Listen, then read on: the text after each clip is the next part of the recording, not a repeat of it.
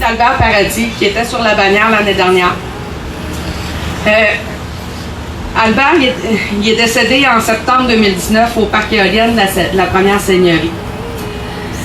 Cette journée-là, Albert il a appelé sa femme parce qu'il était très inquiet de la mécanique de son camion.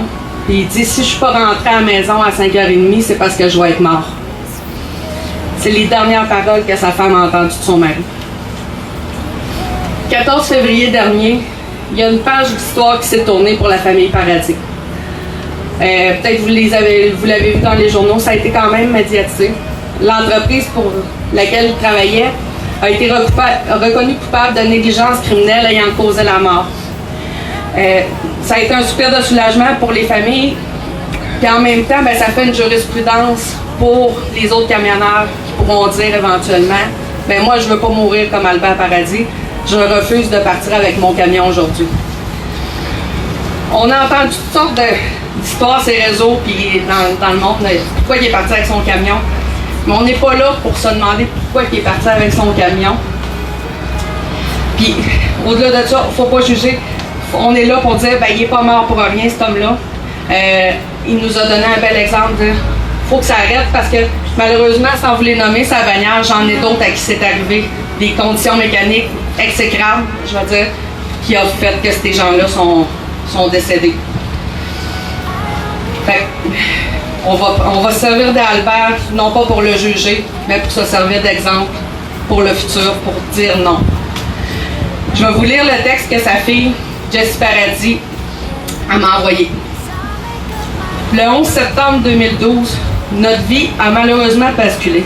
Mon père, Albert Paradis, est décédé suite à un accident de travail et en un mot, je dirais que cet accident aurait pu être évité. Mon père avait dit à plusieurs personnes, et ce à plusieurs reprises, qu'il n'avait pas confiance en son camion, mais malgré tout, son employeur n'a rien fait pour le réparer. Malheureusement, ce que mon père craignait est arrivé.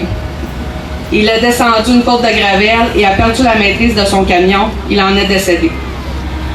Par la suite, après toute la peine et l'incompréhension de cette situation, un enquêteur et un avocat ont décidé de mener pour nous une bataille que nous croyons impossible à gagner. Ils ont poursuivi la compagnie en procès pour négligence criminelle ayant causé la mort. Le procès ne fut pas une partie de plaisir, loin de là.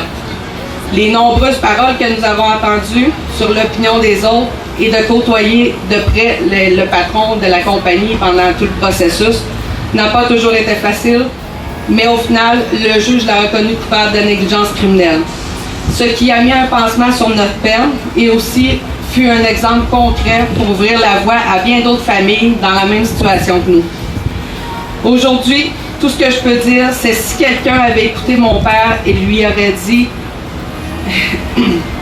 avait écouté mon père et qu'il lui-même avait dit « je prends pas mon camion », notre vie aurait été bien différente, mais malheureusement, c'est pas le cas et nous ne pouvons revenir en arrière. Si vous n'êtes pas sûr de l'état de votre camion, si vous avez des doutes, écoutez-vous, car la sécurité prône avant tout. J'ai partagé mon histoire, moi, sa fille, Jessie Paradis, pour ouvrir les yeux à chacun d'entre vous que si avec notre histoire, un homme ou une femme sont sauvés, ça sera ça de gagner pour moi.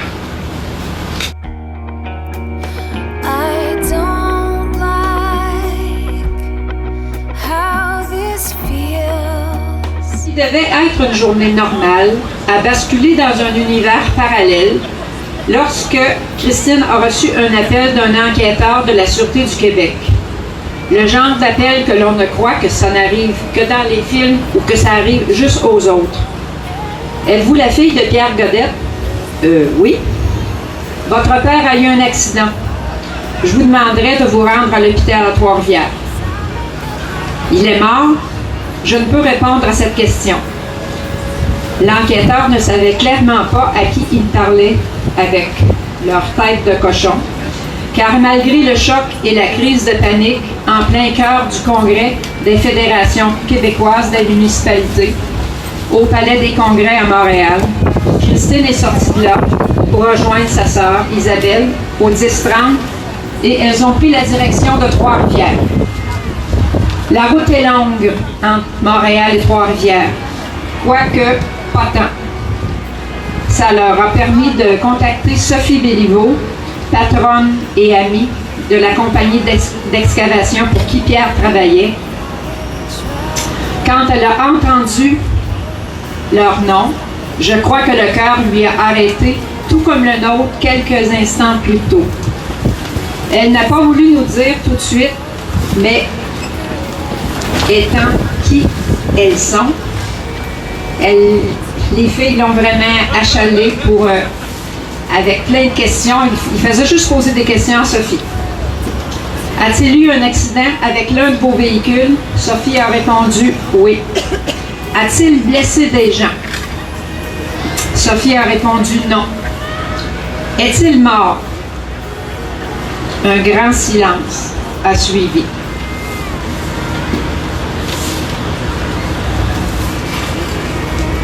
Pierre n'a jamais fait les choses comme les autres. Il ne pouvait pas choisir d'une meilleure fin, même si les filles et nous, sa famille, on l'aurait gardé encore beaucoup plus longtemps.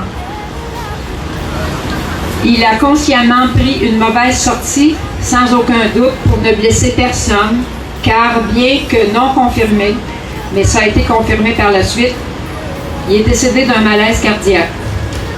Son ami et patron, André Gras, s'est présenté sur les lieux de l'accident et une gang de la famille d'excavation AS 2007 a été secouée par cet accident. Ceux qui le connaissent savent l'homme exceptionnel qu'il était.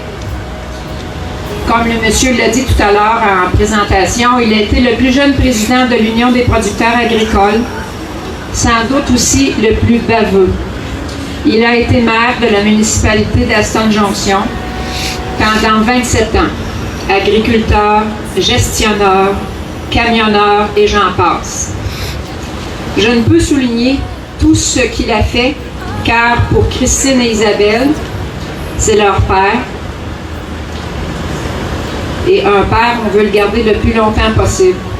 Bien que les filles soient, une frôle la quarantaine et l'autre là, à son tout début, Pierre était un pilier, leur mentor et l'homme de leur vie. Le 20 septembre dernier, Pierre Godette a cessé de respirer, mais il continuera à nous inspirer, à devenir toujours des meilleures personnes. Sincères condoléances aussi à toutes les familles qui vivent la même chose. Merci.